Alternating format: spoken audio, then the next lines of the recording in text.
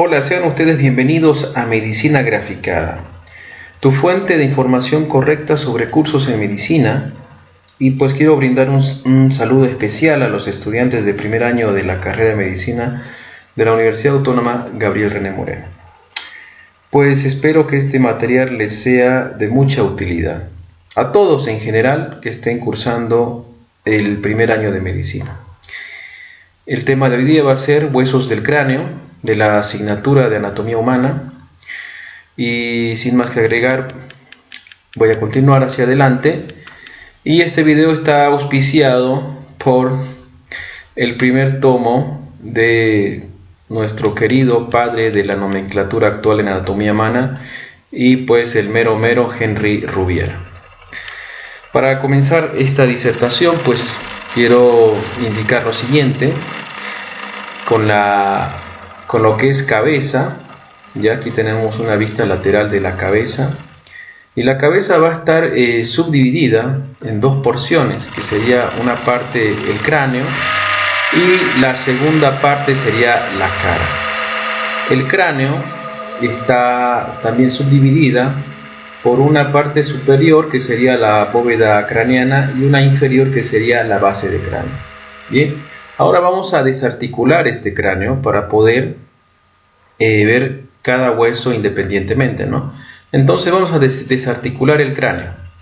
Aquí hemos desarticulado el cráneo, ya que presentan 4 huesos en la línea media, que son impares, solo se presenta uno de cada uno, y tenemos el número de 4, que sería de atrás hacia adelante el hueso occipital, el hueso esfenoides, el hueso frontal y el hueso etmoides.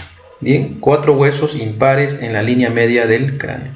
Lateralmente, del lado derecho e izquierdo, vamos a tener los huesos que son pares, que son los siguientes: el parietal derecho, el parietal izquierdo, el temporal derecho y el temporal izquierdo. Bien, entonces tenemos 4 huesos que son impares y 2 que son pares. Bien, en total serían los famosos 8 huesos del cráneo. Y vamos a comenzar desglosando el primer hueso, que sería el hueso frontal. Por favor, producción, el hueso frontal. Ahí está, el hueso frontal. Está ubicada en la parte anterior del cráneo, ¿ya? Y tiene los siguientes rasgos anatómicos. De arriba hacia abajo vamos a tener el borde circunferencial, que tiene en corte en bisel, de forma dentada, para que se pueda articular con los 2 huesos parietales. Más abajo tenemos unas saliencias óseas en número de 2, que serían las tuberosidades frontales. Más abajo vamos a tener a la sutura metópica o sutura frontal. Cerca de allí vamos a tener uno de los puntos craniométricos, que es la glabela. Bien, más abajo vamos a tener lo que es al respecto de la línea media, inferiormente, la espina nasal. ¿Ya? La espina nasal, que en su vista posterior tiene una cresta posterior, donde se va a articular con la lámina perpendicular del etmoides, ¿no? Y pues vemos que tiene una base superior y un vértice inferior. A los lados de esta espina nasal vamos a tener los bordes nasales, del lado derecho y del lado izquierdo. Estos bordes nasales se van a subdividir en una porción interna o borde interno y una porción externa o borde externo. ¿Para qué? Para su futura articulación. En este borde nasal, en el borde interno que estoy señalando, se va a articular con los huesos nasales, y en este borde externo que estoy señalando, con la apófisis frontal del hueso maxilar. Bien, ahora podemos observar aquí en este punto rojo lo que es la escotadura frontal. Bien, la escotadura frontal, y más lateralmente la escotadura supraorbitaria.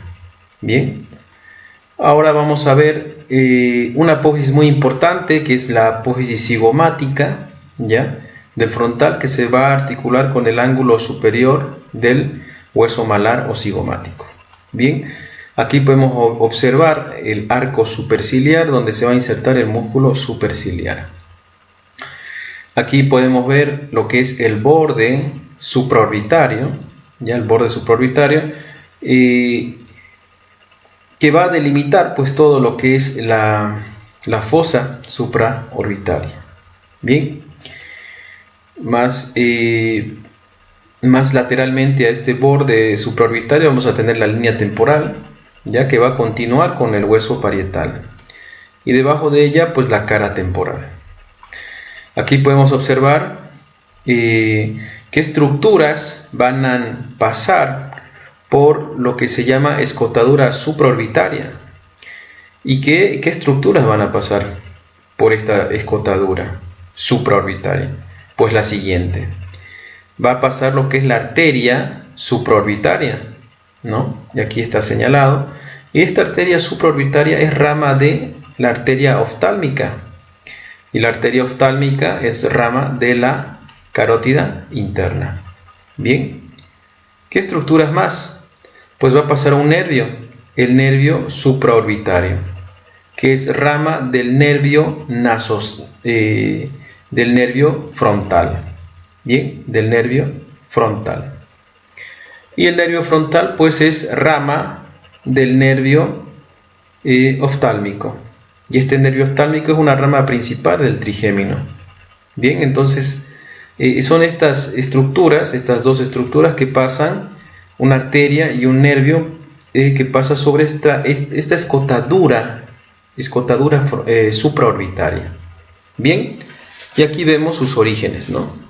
Podemos recalcar nuevamente que este nervio supraorbitario es rama del nervio frontal, y el nervio frontal es rama del nervio oftálmico, y el nervio oftálmico es una rama principal del trigémino. Ahora veamos qué estructuras pasan por la escotadura frontal. Pasa pues la arteria frontal.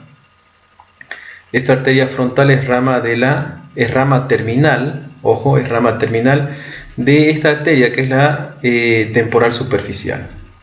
Y si recuerdan, la rama terminal, que sería la temporal superficial, es rama de la arteria carótida externa, ¿no? La carótida externa, recalcando, la carótida externa da su rama terminal, que sería la temporal superficial, y esta temporal superficial da su rama terminal, que sería la arteria frontal.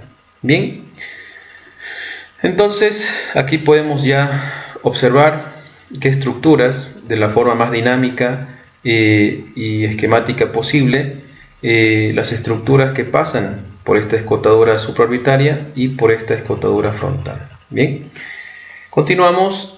Vamos a ver al frontal en una vista inferior, ¿ya?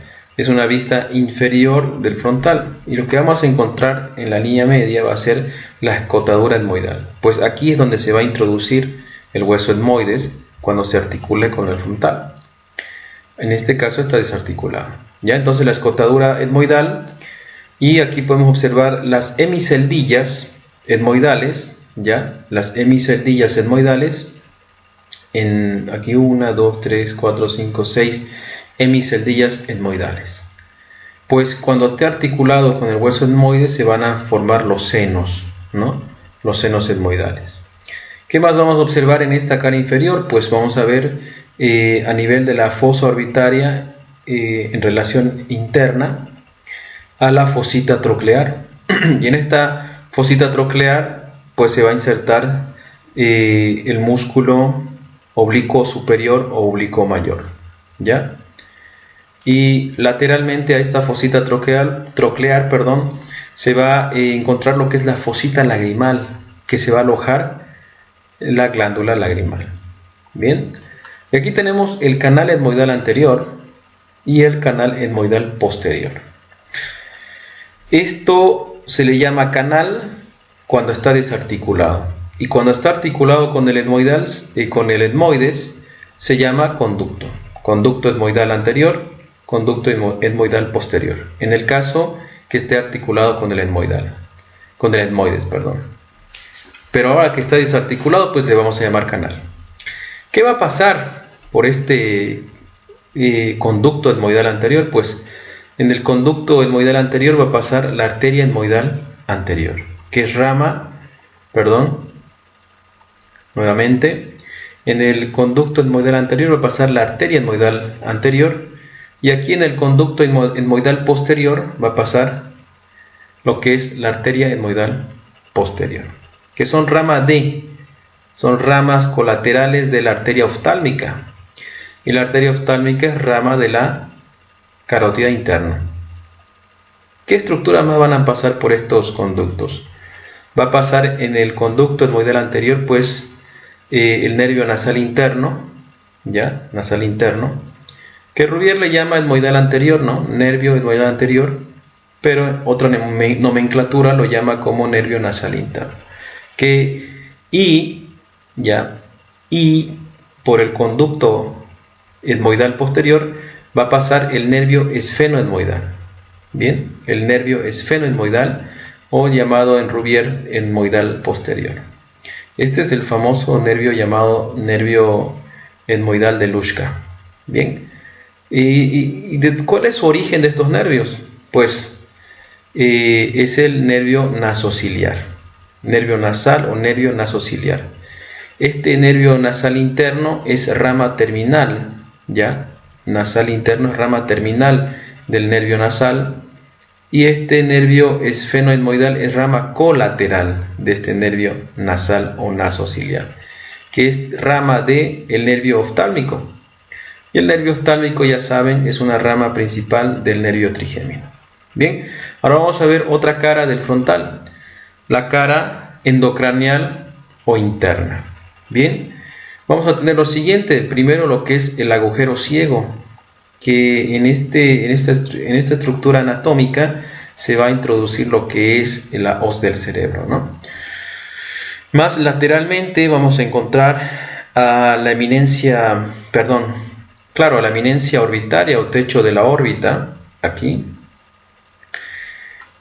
Superiormente el agujero ciego, la cresta etmoidal, como lo pueden observar. Y obviamente las fosas frontales del lado izquierdo y lado derecho, donde se va a introducir lo que son los hemisferios frontales del telencéfalo o masa encefálica, ¿no? En la línea media superior, pues el surco para el seno longitudinal superior. Bien. Y a los lados de este surco del seno longitudinal superior, o también llamado sagital superior, ¿ya?, se va a encontrar a los lados de estas fositas, llamadas fositas granulares de Passioni. Bien, ahora vamos a introducirnos al hueso etmoides. Bien, el hueso etmoides tiene una porción vertical, una porción horizontal, ¿ya?, y presenta dos masas laterales. Bien, y lo que esté encima de lo que es la porción horizontal se va a llamar endocráneo, y lo que esté debajo, pues exocráneo. Aquí podemos observar la porción horizontal, que hay orificios ya en la parte medial, y se llama lámina cribosa. Bien, arriba en la porción vertical, pero en el endocráneo, vamos a encontrar esta apófisis, llamada la apófisis Christgau. A esta porción de la lámina cribosa se le va a llamar también canales olfatorios, para que se apoye el primer par craneal, que es el bulbo olfatorio. Y vemos cómo desprende y se introducen hacia el exocráneo los que son las fibras olfatorias.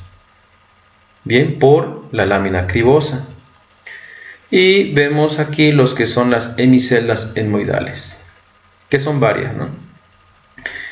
Vamos a ver lo que es la lámina perpendicular, ¿ya?, que es la porción vertical del etmoides, la lámina perpendicular, con sus diferentes bordes. Acá tenemos un borde anterosuperior, un borde anteroinferior, un borde posteroinferior, un borde postero superior. Bien, y acá arriba ya el borde superior. Que se va a articular con las siguientes estructuras anatómicas. Bien, aquí ya tenemos los bordes que ya nombré, y este borde antero superior se va a articular en una porción superior y una porción inferior. La porción superior con la arista posterior, como les decía, de la espina nasal. ¿Ya? Aquí se va a articular la arista posterior de la espina nasal, que eso corresponde al hueso frontal. Más abajo se va a articular con los huesos nasales, ya, huesos propios de la nariz. Aquí en el borde anteroinferior con el cartílago del tabique nasal. En el borde posterior inferior con el vómer, específicamente con su borde anterior. En el borde posterior superior con el esfenoides mediante su cresta. Y acá en su borde superior pues es continuación de la lámina cribosa, ¿ya? Es la lámina horizontal. Y aquí les pongo la apófisis Christagalli para que se puedan ubicar mejor. Ahora vamos a ver y vamos a describir las masas laterales del etmoides. Aquí la producción nos está facilitando. Aquí tenemos una masa lateral y en sí ya las dos masas laterales en una imagen tridimensional para que puedan ver sus 6 caras. Bien, las famosas 6 caras de las masas laterales del etmoides, que tienen su importancia anatómica, que son las siguientes. Aquí tenemos la cara superior, que se van a encontrar los canales etmoidales anterior y posterior, que ya hemos nombrado en el hueso frontal, ya que se articula con el frontal y se vuelven conductos. Esto yo ya lo expliqué, pero tienen que saber que se encuentra en la cara superior de las masas laterales del etmoides. La cara anterior de las masas laterales se va a articular con el hueso maxilar y con el hueso lagrimal. La cara lateral de las masas laterales va a formar parte de lo que es la cavidad orbitaria. La cara inferior de las masas laterales se va a articular con el hueso maxilar y el palatino. La cara posterior se va a articular con el esfenoides. Y la cara medial o interna, ¿ya?, se van a insertar el cornete superior y el cornete medio. Bien, de esta manera. Aquí se está insertando el cornete superior, ahí se está insertando el cornete medio, y el cornete inferior es un hueso independiente que conforma los huesos de la cara. Bien, entre la porción horizontal y el cornete superior se va a encontrar este espacio y el denominado ático. Entre la pared interna de la masa lateral y el cornete superior se va a llamar a esta zona el meato superior, ¿ya? El meato superior. Más abajo, debajo del cornete medio, ¿ya?, y la cara interna de la masa lateral, a esta región se le va a llamar el meato medio. Y debajo del cornete inferior, ¿ya?, el meato inferior. Ya tenemos 3 meatos y un ático. Donde van a confluir en estos meatos y ático van a confluir los senos, ¿no? ¿Y cuáles senos? Y específicamente en qué lugar van a desembocar, ¿no? Acá tenemos el seno esfenoidal que se va a desembocar en el ático. El seno etmoidal posterior se va a desembocar en el meato superior. El seno frontal, el seno etmoidal anterior y el seno maxilar van a desembocar en el meato medio. Y el conducto lacrimomuconasal va a desembocar en el meato inferior. Bien. Ahora vamos a continuar con el hueso esfenoides, ya que tiene forma de una mariposa, presenta un cuerpo, una ala menor, que con sus 2 patitas, ya, una de ellas es la apófisis clinoides anterior, y van a formar el conducto óptico. La ala mayor, aquí les marco el conducto óptico. Y las patitas de la mariposa pues son las apófisis pterigoides. Bien, aquí la hendidura esfenoidal o fisura orbitaria superior sería su ubicación entre el ala menor y el ala mayor del esfenoides. Ahora vamos a ver una imagen de Rouvier. Bien. Este es un corte, ya es la vista lateral de un corte sagital. Hemos cortado al frontal en un corte sagital y estamos viendo la vista lateral, ¿no? Esto sería un seno esfenoidal, ¿no? Seno esfenoidal. Y de adelante hacia atrás, ¿qué estructuras encontramos? Pues primero el proceso etmoidal, que continúa con el etmoides. Proceso etmoidal, el yugo, ¿ya? El limbo, aquí.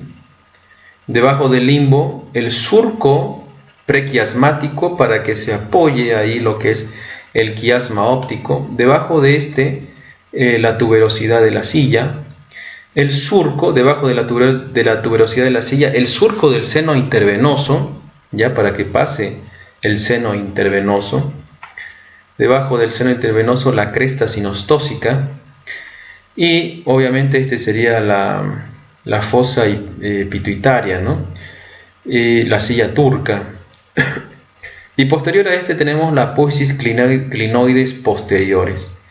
A este nivel se va a insertar lo que es la tienda del cerebelo. Debajo de esta vamos a encontrar una escotadura superior para el tercer par craneal. Inferior a esta, una escotadura inferior para el sexto par craneal y el seno petroso inferior. Van a pasar por ahí.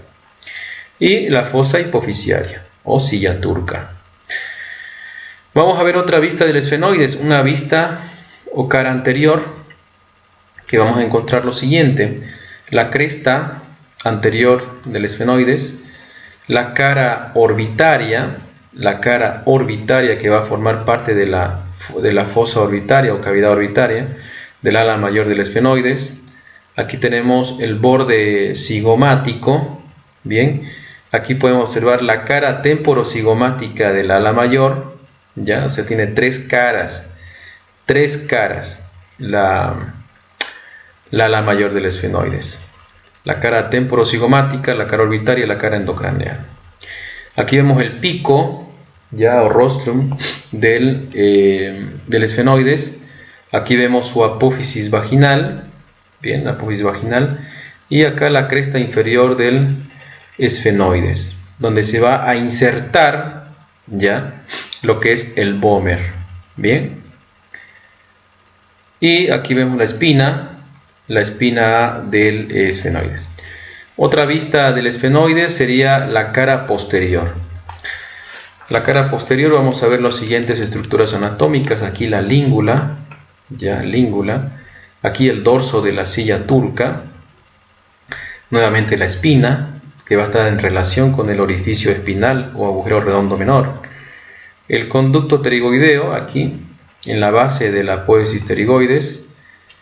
La fosa, lo que es la fosa pterigoidea, la lámina medial de la apófisis pterigoides, la escotadura pterigoidea y la lámina lateral de la apófisis pterigoides. Luego aquí vemos cómo se va a incrustar, cómo se va a enclavar, cómo se va a articular lo que es la apófisis piramidal del hueso palatino, ¿ya? Esta apófisis piramidal del hueso palatino se va a insertar, se va a articular aquí en la fosa pterigoidea, ya, en escotadura y fosa pterigoidea. Bien, entonces continuamos y vemos aquí que en la cara interna de la lámina lateral de la apófisis pterigoides se va a insertar el músculo pterigoideo medial. Y en la cara externa de la lámina lateral de la apófisis pterigoides se va a insertar el músculo pterigoideo lateral. Bien, y acá tenemos, voy a explicar qué estructura pasa por este conducto pterigoideo. Pues el origen va a ser el núcleo lacrimomuconasal, que es parasimpático a nivel del bulbo raquídeo, o sea, realizando un corte a nivel del colículo facial, ¿ya? Entonces este núcleo lacrimomuconasal da el facial se relaciona con el ganglio geniculado y sale lo que es el nervio petroso mayor. Entonces la pregunta es, ¿no?, ¿qué nervios forman el nervio del conducto pterigoideo? Que obviamente va a pasar por aquí. Entonces la respuesta sería la siguiente: el nervio del conducto pterigoideo o nervio pterigoideo, ¿ya?, va a ser el resultado del nervio petroso mayor, que pasa por los hiatos de Falopio en la cara anterosuperior de la porción petrosa del temporal, ¿ya? Y obviamente aquí a nivel del agujero rasgado anterior se va a encontrar con una rama del plexo carotidio simpático que se llama el nervio petroso profundo. Ya, entonces estos dos nervios van a formar el nervio pterigoideo, el nervio petroso mayor y el nervio petroso profundo. Ya forman el nervio pterigoideo, que pasa por el conducto pterigoideo, que estamos hablando. Y va al ganglio pterigopalatino, ya, y aquí va a salir lo que es el nervio cigomático, ya que es rama del nervio maxilar. Y aquí este nervio cigomático se va a comunicar con el nervio lagrimal, que lagrimal es rama del oftálmico, y van a llegar al final a la glándula lagrimal, ¿ya? Quien va a dar la función para que produzca más lágrimas, la glándula lagrimal, pues va a ser el nervio facial, ¿ya? El nervio facial va a ser el encargado de dar su función parasimpática gracias a este núcleo, el núcleo lacrimomuconasal. Bien, continuamos con huesos esfenoides, una vista superior del hueso esfenoides, la cara superior. Vamos a ver el proceso etmoidal, el limbo, el surco prequiasmático, la apófisis clinoides anteriores, que se va a insertar aquí la tienda de la hipófisis, ¿ya? El tubérculo de la silla turca, aquí, el surco del seno intercavernoso, ¿ya? La cresta sinostósica, las apófisis clinoides posteriores, que ya dije, se inserta la tienda del cerebelo. Y ahora vamos a introducirnos a los agujeros, ¿no? Aquí tenemos en amarillo el agujero redondo mayor, que va a pasar el nervio maxilar, el agujero oval, donde va a pasar el nervio mandibular y la arteria meningia menor, y el agujero redondo menor, donde va a pasar la arteria meningia media. Aquí tenemos el conducto óptico, donde va a pasar las siguientes estructuras: el nervio óptico, la arteria oftálmica y fibras del sistema simpático. Y aquí tenemos la fisura orbitaria superior o hendidura esfenoidal, en el cual van a pasar estructuras por dentro del anillo de Zinc, o también llamado tendón común de los músculos extrínsecos del ojo, ya pueden llamarlo así, anillo tendinoso común de los músculos extrínsecos del ojo, o anillo de Zinc, ya. Por dentro del anillo de Zinc, o sea, todas estas estructuras pasan por la hendidura esfenoidal, pero hay un grupo que pasa por dentro y un grupo por fuera del anillo de Zinc. Los que pasan por dentro es el tercer par craneal, el sexto par craneal, el quinto par craneal, que sería el nervio nasal o nasociliar, ¿ya? O sea, el tercer par craneal, el sexto par craneal y el nervio nasal, que es rama del oftálmico del trigémino, ¿verdad? ¿Ya? Y por fuera del anillo de Zinc, pues el cuarto par craneal, el nervio frontal y lagrimal del trigémino, ¿no? Del nervio oftálmico, rama del trigémino. Y también pasa la vena oftálmica. ¿Listo? Continuamos. Hueso occipital. El hueso occipital, pues, tiene porciones. Aquí tenemos la porción basilar, dos porciones llamadas masas laterales y una escama. Y en el centro, el agujero magno donde pasa el tronco encefálico. Bien, y las arterias vertebrales también. Una vista superior de la cara interna del hueso occipital. Podemos observar el clivus, que es una región excavada donde se va a apoyar lo que es parte del bulbo y la protuberancia, o sea, el tronco encefálico. Y aquí tenemos el agujero condilio anterior, donde va a pasar lo que es el 12º par craneal o hipogloso. Bien. Y aquí vemos la apófisis intrayugular y la apófisis yugular. Aquí vamos a colocar lo que es la porción petrosa del temporal, y aquí relacionada con la apófisis intrayugular y la apófisis yugular, ¿no? Esta apófisis intrayugular va a dividir este agujero, que se llama agujero rasgado posterior, gracias a la porción petrosa del temporal y su borde posterior, obviamente, van a formar este agujero, el agujero rasgado posterior o agujero yugular.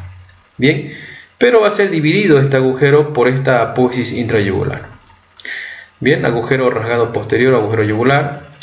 En la parte anterior va a pasar lo que es el noveno par craneal o glosofaringio y el seno petroso mayor. Y en la parte posterior va a pasar el décimo par craneal y el décimo primero, que sería el espinal y el neumogástrico, y obviamente la vena yugular interna.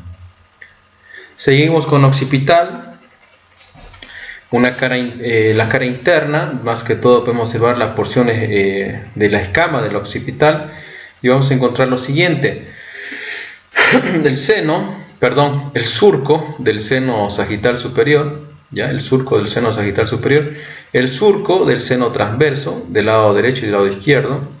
Aquí la protuberancia occipital interna para que se aloje la prensa de aerófilo o confluencia de los senos. Bien. Y aquí tenemos las fosas cerebrales del lado izquierdo, del lado derecho, para que se alojen lo que son los hemisferios occipitales de la masa encefálica, ¿no? Y acá tenemos la cresta occipital interna, las fosas cerebelosas para el hemisferio cerebeloso izquierdo y derecho, y aquí vemos el surco del seno sigmoideo, aquí surco del seno sigmoideo, y aquí una pequeña fosita llamada fosita vermiana, que es para el cerebelo, ¿no? Aquí la apófisis yugular, el tubérculo yugular, y pues eso.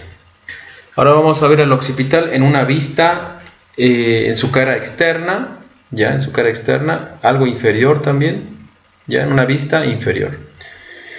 Vamos a encontrar lo siguiente: el cóndilo, que es importante en esta cara, que son dos cóndilos para que se articulen con el hueso atlas o la primera cervical.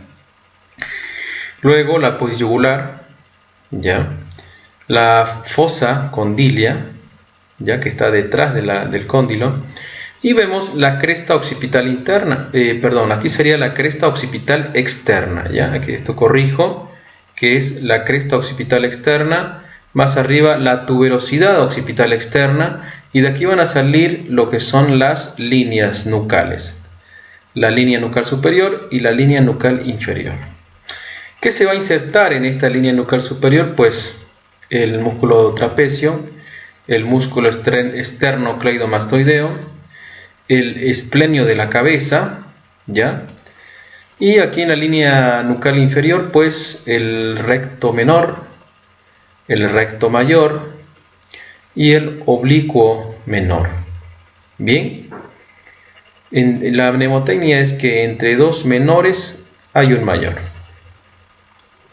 Y en el intersticio de estas dos líneas, pues el músculo semiespinoso de la cabeza. Aquí se demarca un triángulo importante que sería el triángulo de Tillaux. Bien, entonces el límite externo aquí sería el oblicuo menor, aquí el límite interno sería el recto mayor y acá pasaría el oblicuo mayor. Bien, y forman el triángulo de Tillaux, donde podemos encontrar a la arteria vertebral y al nervio y al primer nervio raquídeo posterior.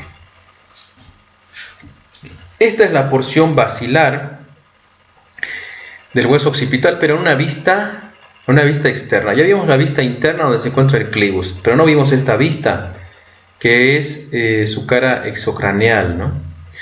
Y lo vamos a graficar a este lado. Bien, aquí tenemos el tubérculo faringio, la fosita navicular y la fosita faringea. Ya aquí en el tubérculo faringeo se va a insertar el músculo constrictor superior de la faringe, y a los lados de estos vamos a tener unas crestas, ¿ya? Una cresta muscular que es anterior y una posterior que es la cresta sinostósica, y en estas crestas se van a insertar músculos.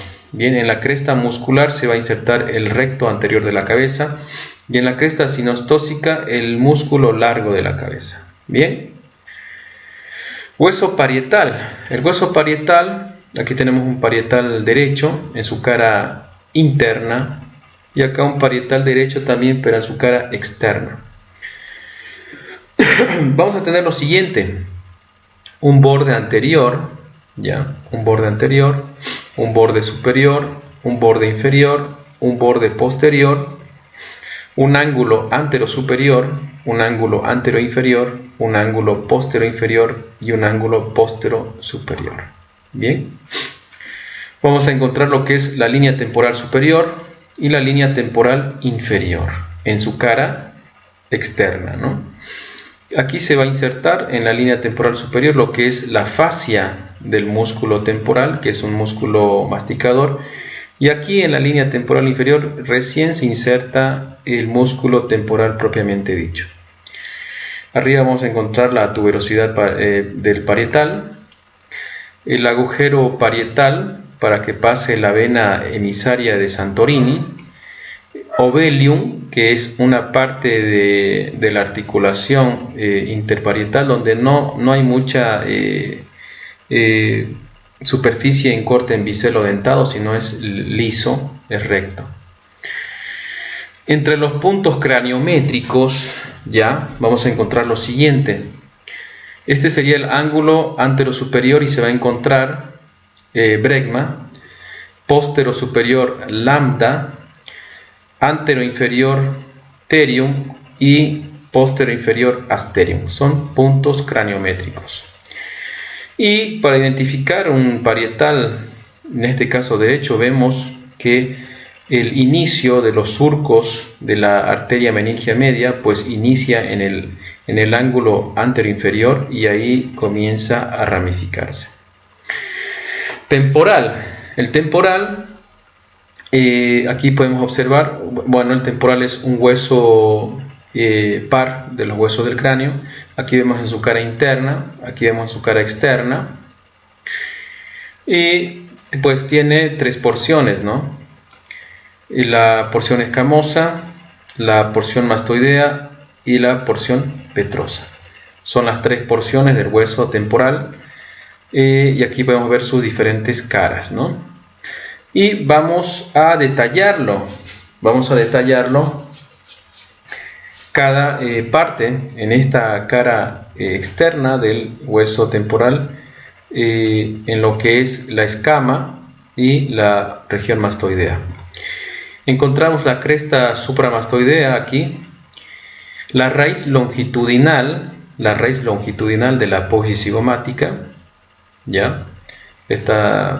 Vamos a hablar más adelante sobre la apófisis cigomática, el tubérculo cigomático posterior, la fosa mandibular, donde va a entrar el cóndilo de la mandíbula, y ahora sí lo que es la apófisis cigomática para la articulación con el hueso malar o ángulo externo del hueso cigomático, el tubérculo cigomático anterior, el tubérculo articular, aquí vemos la prolongación inferior del techo del tímpano, la vaina de la apófisis estiloides, el conducto auditivo externo, ya aquí vemos la escotadura parietal a este nivel, luego la espina suprameática, aquí la espina suprameática, la fisura petroescamosa, el agujero mastoideo, la fisura tímpano-escamosa a este nivel, la ranura digástrica, donde se va a insertar el vientre posterior del músculo digástrico, y aquí en la apófisis mastoides, ¿qué estructuras anatómicas insertan? Pues son los siguientes: el músculo esternocleidomastoideo, el músculo esplenio, el complejo menor y el músculo digástrico, pero su vientre posterior. Muy bien, entonces ya llegamos al final de esta disertación. Agradezco por su atención, y a todas las personas interesadas en aprender anatomía, pues son siempre bienvenidos. Y te invito a que te suscribas a mi canal, que es Medicina Graficada, y pues que me sigas en las siguientes redes sociales que tengo. Esta es una guía que elaboré para preparatoria para el primer parcial. Es una guía muy dinámica, muy bien elaborada, con buenas imágenes, con buen cuestionario, con cuadros de rellenar. Y hay trabajos que puedes realizarlo viendo los videos, o sea, interactúas, ¿no? Ves el video en YouTube y al mismo tiempo lo resuelves en la guía, ¿no? Bueno, eso sería todo y pues que les vaya muy bien en sus parciales y en su vida profesional.